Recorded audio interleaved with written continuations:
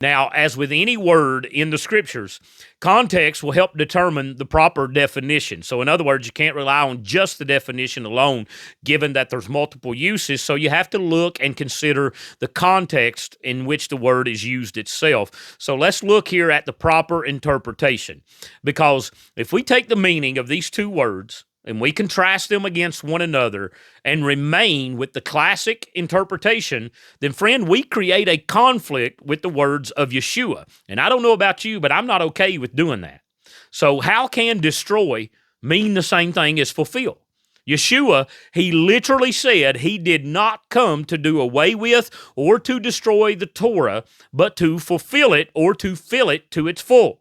Now, two things that are important here in interpreting Scripture are context, which we've already talked about, but the other method of interpretation of Scripture is learning to interpret the more ambiguous text in light of the clearly stated text. And so Yeshua, he uses the same word fulfill prior to Matthew chapter 5, which gives us an understanding of how he is using this word itself. And so Matthew chapter 3, verse 13, we read, "Then Yeshua came from Galilee to John at the Jordan to be baptized by him. But John tried to stop him, saying, 'I need to be baptized by you, and yet you come to me.'